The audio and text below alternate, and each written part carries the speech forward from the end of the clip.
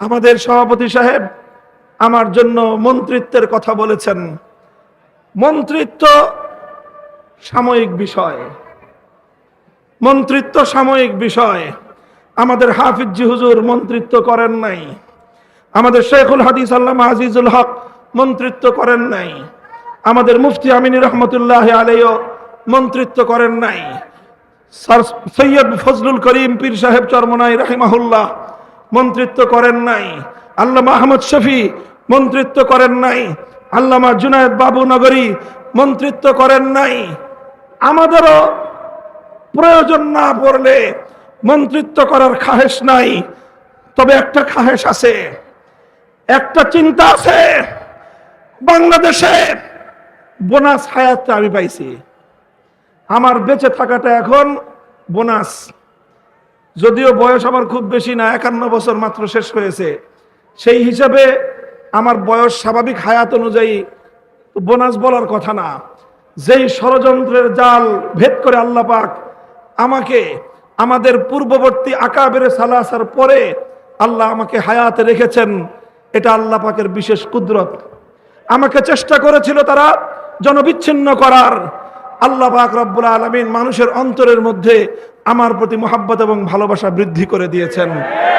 এটা আমার কোনো কারামত নয়, এটা আল্লামা আহমদ শফির কারামত, এটা আল্লামা জুনায়েদ বাবু নগরীর কারামত, এটা আল্লামা নূর হোসেন কাসিমের কারামত।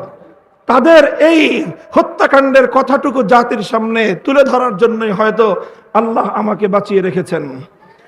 পরিষ্কার বলতে চাই, পরিষ্কার বলতে চাই, জালিম ফ্যাসিবাদী স্বৈরাচারী হাসিনার আমলেও হকের মূল কথার ক্ষেত্রে আপোষ করার চিন্তা করি নাই।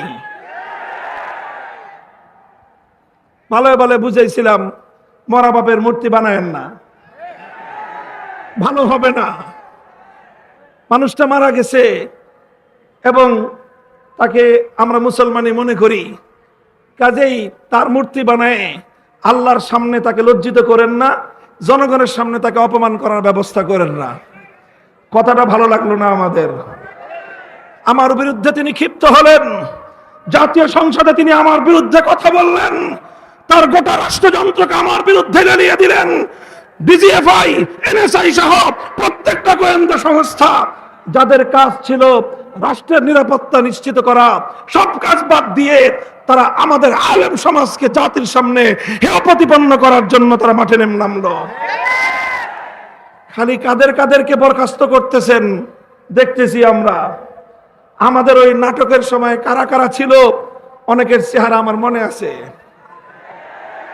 কারা কারা আদালতে আমাকে উঠানোর সময় আমার আইনজীবীকে পর্যন্ত হুমকি দিয়ে আদালতের কাঠগড়ে আসতে দেন নাই, চেহারাগুলো আমার মনে আছে।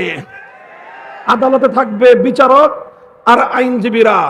আমাকে আদালতে উঠানোর সময় সশস্ত্র বাহিনীর সদস্য সেখানে উপস্থিত কেন ছিল প্রশ্নটা আজকে করলাম না, প্রয়োজন হলে ভবিষ্যতে করব। মনে রাখবেন, মনে রাখবেন, আলেম সমাজকে জাতির কাছ থেকে বিচ্ছিন্ন আপনারা করতে পারবেন না।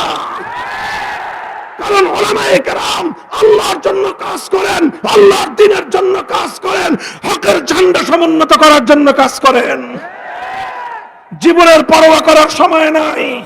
বলে দিই, আবারও বলছি, হিন্দু ধর্মাবলম্বীরা তারা তাদের মন্দিরে মূর্তি কয়টা বানাবে সেটা নিয়ে আমাদের মাথা ব্যথা নাই।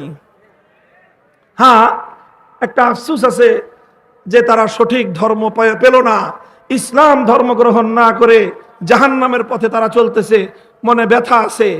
কিন্তু তাদের মূর্তি নিয়ে আমাদের মাথা ব্যথা নাই। কিন্তু মুসলমানদের কোন জাতীয় স্থাপনায় রাষ্ট্রীয় সম্পদ ব্যয় করে মূর্তি বানাবেন, আমরা মুখে আঙ্গুল দিয়ে চুষবো। ফ্যাসিস্ট হাসিনার আমলেও হয় নাই, ভবিষ্যতেও হবে না। বাংলাদেশে নতুন করে আর কোনদিন ভাস্কর্যের নামে মূর্তি সংস্কৃতি বাস্তবায়ন করতে দেব না। প্রস্তুত থাকবেন তো ইনশাআল্লাহ?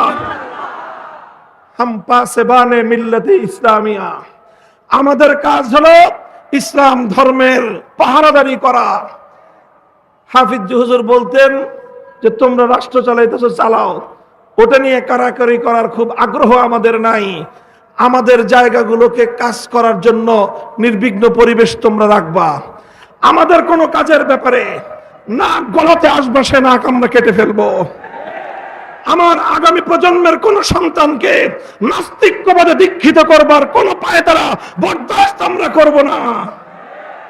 এই বিষয়গুলোকে বাদ দিতে হবে। আগামী প্রজন্ম যেন ইসলামের নবী মুহাম্মদ আরবি সাল্লাল্লাহু আলাইহি ওয়াসাল্লামের সিরাত এবং তার জীবন সম্পর্কে যেন জানতে পারে। এই ধরনের শিক্ষা কারিকুলাম এবং শিক্ষা সিলেবাস জাতীয় শিক্ষা ব্যবস্থায় অন্তর্ভুক্ত করতে হবে। এগুলো যদি করেন, ইসলাম ধর্মটা যদি নির্বিঘ্ন নিরাপদ থাকে, আমরা যারা আল্লাহর জমিনে আল্লাহর দ্বীনকে গালেব করে আন্দোলন করি, সংগ্রাম করি, রাজনীতি করি, আমাদের রাজনীতি নিয়ে যদি কারো অ্যালার্জি চুলকারি না থাকে, তার ব্যাপারেও আমরা জিরো টলারেন্স নীতিতে যাব না। কিন্তু যে আমার জমিনে ইসলামের নামে আল্লাহর জমিনে আল্লাহর দ্বীনকে বিজয়ী করবার রাজনীতির উপর আঙ্গুল তুলতে চাবে, সে আঙ্গুল আমরা ভেঙে ফেলবো। কথা পরিষ্কার। এটাই সিরাতুন নবী, এটাই সিরাতুন নবী। আমরা নরমের নরম থাকতে চাই, নম্রভাবে দ্বীনের দাওয়াত দিতে চাই। যদি কেউ আমাদেরকে বাধা দিতে আসে, তখন বাধার পাল্টা জবাব দিতে জানি। আল্লাহ পাক আমাদেরকে বুঝবার তৌফিক দান করেন।